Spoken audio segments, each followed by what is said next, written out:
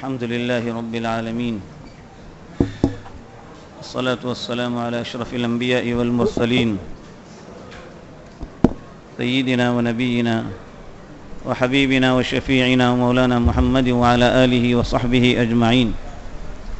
أعوذ بالله من الشيطان الرجيم. شهر رمضان الذي أنزل فيه القرآن هدى للناس وبينات من الهدى والفرقان. صدق اللہ العظیم.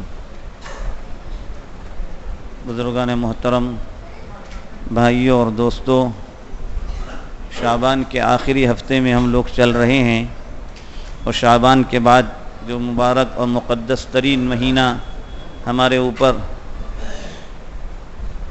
آنے والا ہے وہ رمضان کا مبارک مہینہ، جس مہینے کے تعلق سے سرکار دو عالم سیدنا محمد الرسول اللہ صلی اللہ علیہ وآلہ وسلم اس کی آمد سے پہلے ہی لوگوں کو متنبہ کرتے تھے کہ تم پر ایک ایسا مہینہ آنے والا ہے.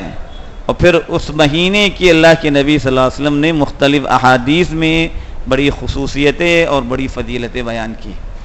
چنانچہ اس مہینے کی آمد سے پہلے ہمیں اس کا پوری دل کی گہرائیوں سے استقبال کرنا ہے. جو مخصوص مہمان ہمارے گھر میں آتے ہیں، جس طرح سے ہم بڑے والہانہ انداز میں اس کا استقبال کرتے ہیں، اللہ کی طرف سے آنے والے اس مبارک مہینے کا ہم دل کی گہرائیوں سے استقبال کرنے والے ہوں، خوشی و مسرت سے اس کا استقبال کرنے والے ہوں، توبہ و استغفار کے ساتھ اس کا استقبال کرنے والے ہوں، خیر کے کاموں میں آگے بڑھنے کے ذریعے اس کا استقبال کرنے والے ہوں، برائی اور شر کے کاموں سے جو ہے ہٹ کر کے اس کا استقبال کرنے والے ہوں، دل کی کدورتوں کو اور عداوتوں کو، دشمنیوں کو صاف و پاک کر کے اس کا استقبال کرنے والے ہوں. یہ مبارک مہینہ اللہ تبارک و تعالی ایک ایسے وقت میں ہم کو دے رہا ہے کہ پورا ایک سال گزر چکا ہوگا، اور اس ایک سال کے اندر کتنے لوگ دنیا سے جا چکے ہوں گے ہمارے ساتھ رہنے والے، جن کو اللہ تبارک و تعالی اپنے پاس بلا چکا ہے، جن کا نامہ اعمال بند ہو چکا ہے. اور پھر ہماری زندگیوں کے اندر اللہ تبارک و تعالی یہ مبارک مہینہ ہمیں عطا فرما رہا ہے. ایک مرتبہ کا واقعہ ہے کہ ایک بھائی کا انتقال ہوا، اس کے ایک سال بعد دوسرے بھائی کا انتقال ہوا. صحابہ نے کہا اللہ کے نبی صلی اللہ علیہ وسلم یہ دعا کیجئے کہ یہ بھائی بھی اپنے اس بھائی کے ساتھ مل جائیں. اللہ کے نبی صلی اللہ علیہ وسلم نے فرمایا کیسے؟ ایک رمضان ان کو پورا مل چکا تھا، رمضان کے پورے روزے مل چکے تھے، ان کا اور ان کا مقام کیسے ایک ہو سکتا؟ اعمال کی کثرت اور اس کی زیادتی جب اللہ کی یہاں اس کی قبولیت ہوتی ہے، آدمی اس کے ذریعے اللہ کے پاس اپنے درجات کو بلند کرنے والا ہوتا ہے.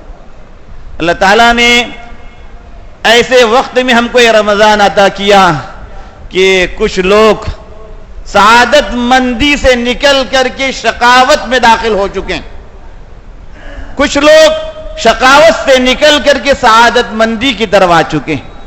ایسے وقت میں اللہ تعالی ہمیں رمضان دے رہا ہے جو اپنی غنا اور مالداری سے نکل کر کے فقر و فاقہ ان پر آ چکا ہے، اور مسکینوں کی فہرست میں وہ داخل ہو چکے ہیں. عافیت سے نکل کر کے وہ دوسری چیزوں میں داخل ہو چکے ہیں.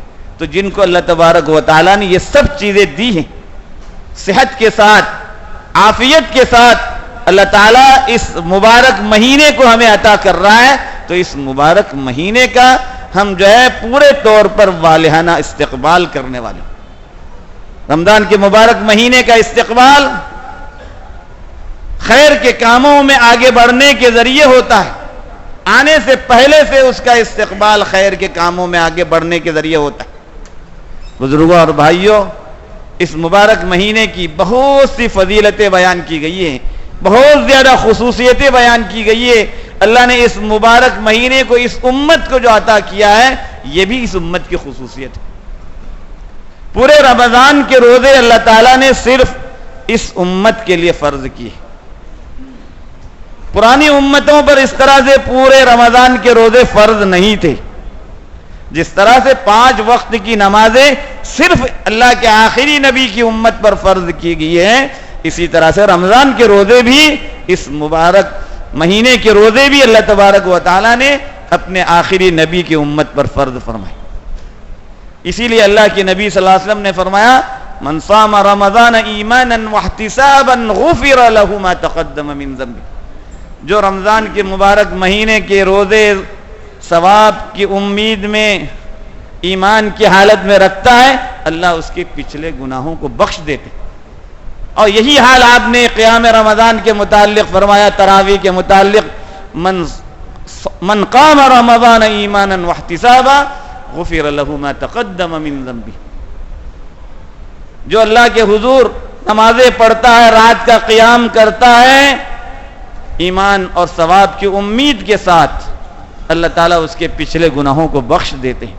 کتنا عظیم سودا بندہ کرنے جا رہا ہے اس مبارک مہینے میں، ان چیزوں کو دیکھ کر ہمیں اس کی طرف لپکنے کی ضرورت ہے، استقبال کی ضرورت ہے، انتظار کی ضرورت ہے۔ بزرگوں، بھائیوں، اللہ تعالیٰ نے اس مبارک مہینے کے اندر بڑی خصوصیتیں رکھی۔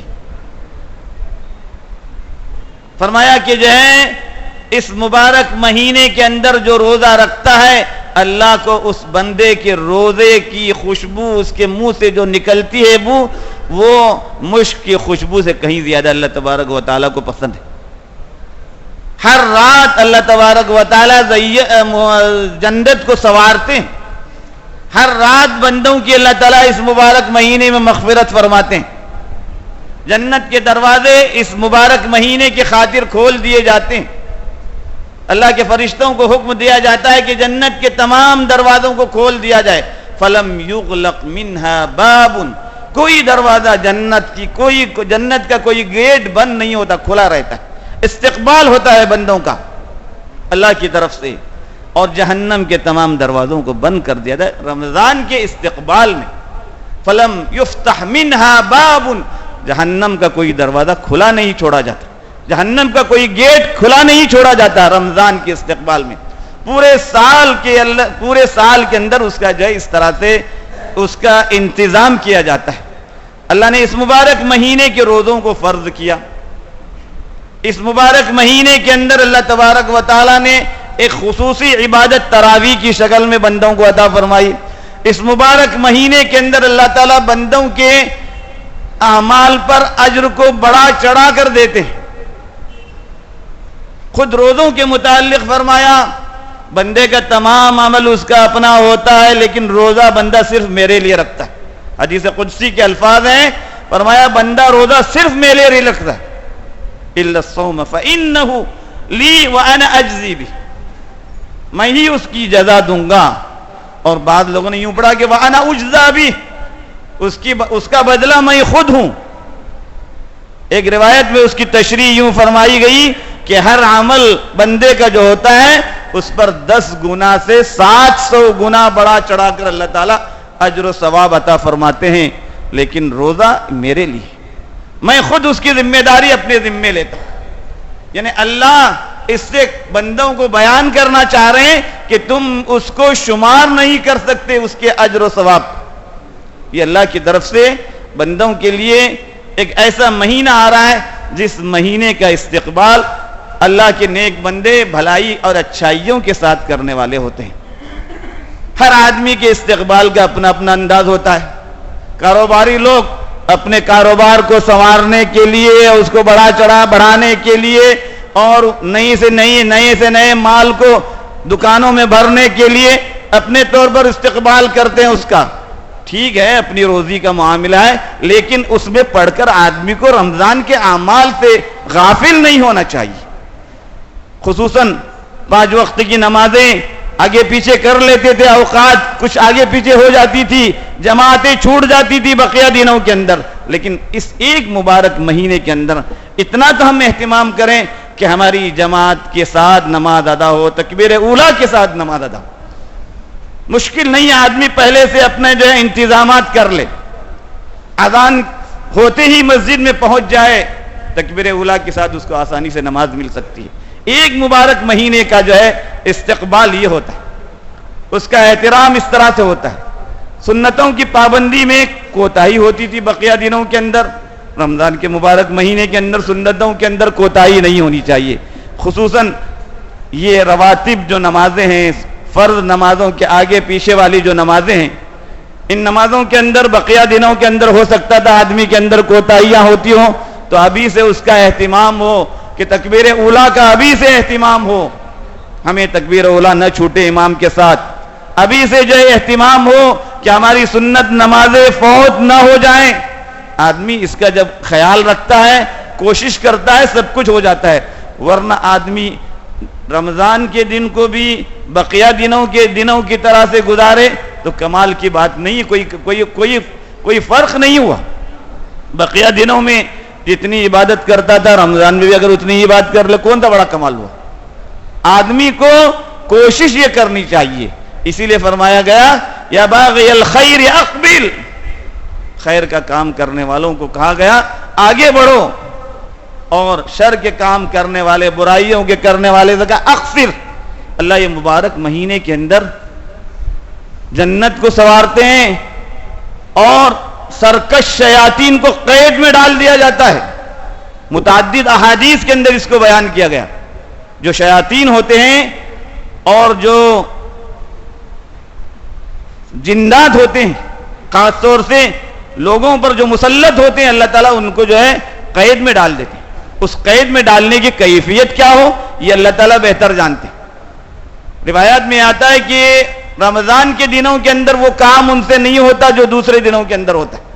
ہو سکتا ہے ہماری برائیوں کی وجہ سے ہماری بدعملی جو 11 مہینے تک رہی تھی، وہ 11 مہینے کی بدعملی کا کچھ اثر رہ جائے، اس کی وجہ سے آدمی غلط کام کی طرف متوجہ ہو جائے.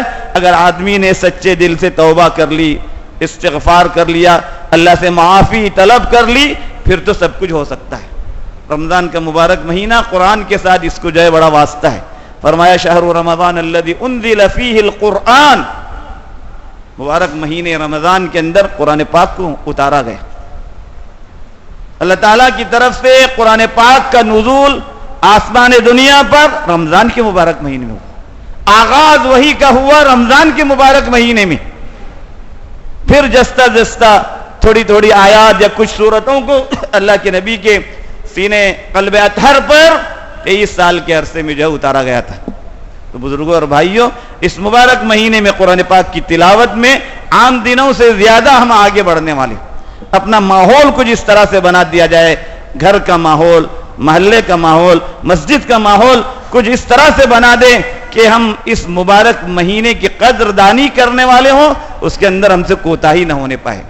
آ کر کے رمضان گزر جائے، جتنی تیزی سے رمضان گزرتا ہے شاید ہی کوئی دوسرا مہینہ گزرتا ہوگا. لوگ اس کو محسوس کرتے ہیں. وقت تو اتنا ہی ہوتا ہے، 24 گھنٹوں کا وقت ہی ہوتا ہے دن رات کے اندر، لیکن اس کی نکلنے کی سرعت ہم سب لوگ اس کو جو ہے محسوس کرتے ہیں کہ کتنی تیزی سے رمضان نکل گیا. آج بول رہے ہوں گے رمضان آ رہا ہے، کچھ دنوں کے اندر جو اتنی آسانی سے کہیں گے کہ جو ہے نا رمضان نکل گئے. اس لیے اللہ کی طرف سے جو موقع ہمیں دیا جا رہا ہے زندگی کے اندر، ہم اس موقع سے خوب فائدہ اٹھانے والے ہوں، اس کو اچھے سے اچھے اعمال میں گزارنے والے ہوں. ہم یہ سوچیں کہ گزشتہ ہمارا جو رمضان گیا تھا اس میں اگر ہم سے کوتاہی ہوئی تھی، اب اس مبارک مہینے کے اندر ہم سے کوتاہی نہیں ہونی چاہیے. ہم ان کوتاہیوں کو چھوڑنے والے ہوں جو گزشتہ رمضان کے اندر ہم سے ہوئی تھی. وہاں پر ہم سے روزوں میں کوئی کوتاہی ہوئی، تراویح میں کوئی کوتاہی ہوئی، سنتوں کی ادائیگی میں کوتاہی ہوئی، خیرات کے اندر ہم سے کوتاہی ہوئی، اب یہاں نہیں ہونی چاہیے. ہم اس سلسلے میں آگے بڑھنے والے ہوں، خیر کے کام میں سب سے زیادہ ہمارا حصہ ہو، یہ ہم سوچنے والے ہوں. اللہ سے دعا ہے کہ اللہ تعالیٰ اس مبارک مہینے تک ہم کو پہنچائے اور اس مبارک مہینے کی تمام تر سعادتوں بھلائیوں سے اللہ تعالیٰ ہم سبوں کو مالا مال فرمائے. ایمان کے ساتھ اپنے وقت پر ہمیں اپنے پاس بلائے. آمین. وآخر دعوانا الحمدللہ.